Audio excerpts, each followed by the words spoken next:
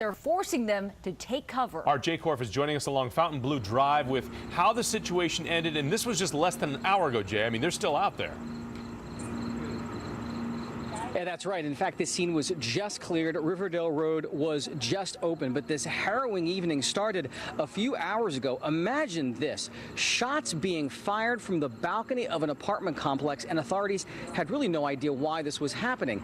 They respond. When they do respond, they hear more gunshots. In fact, one of those gunshots came very close to hitting a New Carrollton police officer. At that point, they scrambled, they set up a perimeter, and they hunkered down. But shortly thereafter, 3 people came out of that apartment complex. They were taken into custody. The entire place was in lockdown mode. At that point, they went into the building, they searched it, they cleared it, and just a short time ago, they realized that there was no more threat. At this point, we're still trying to figure out exactly the role that these 3 people played. Are they suspects? Why in the world was somebody shooting? Thankfully, no one was hurt. And the other good news, a firearm was recovered. Reporting live, Jay Korf, ABC 7 News. All right, Jay, thank you. And make sure you are among the first to know about breaking news near you. You can sign up for text alerts at wjla.com/text.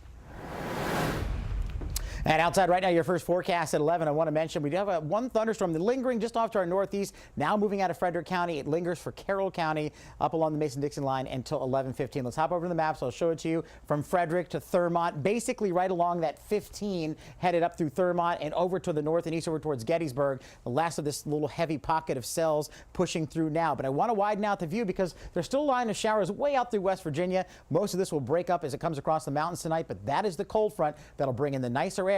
And tomorrow, with low humidity, lots of sunshine, it's going to be a downright nice start to the weekend. More in the next 10 days coming up.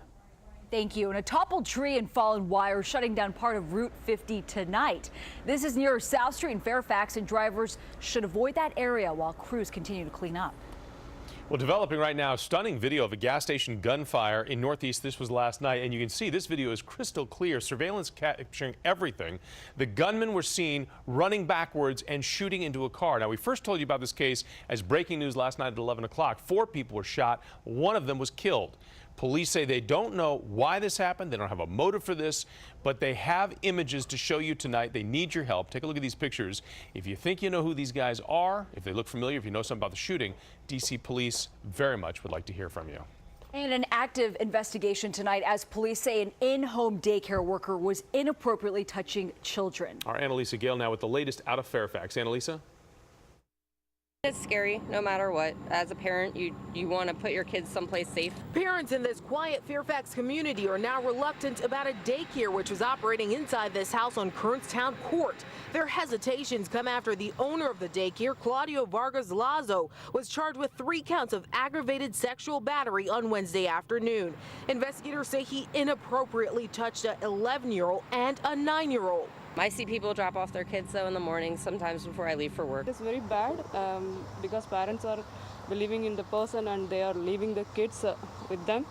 So this is not good. Neighbors say Lazo runs a daycare with his wife. They watch kids between 1 month and 12 years old. It's unclear whether the victims were customers in their care. According to the Department of Social Services, their license was scheduled to expire in 2019. I know them. They're nice enough people as neighbors. So, I mean, I hope this isn't true. Annalisa Gale, ABC 7 News. And police are searching for other potential victims. We found 11 other unrelated violations recorded by the Department of Social Services. Also happening right now, the search is on for a guy police say is taking photos up women's skirts at a metro station.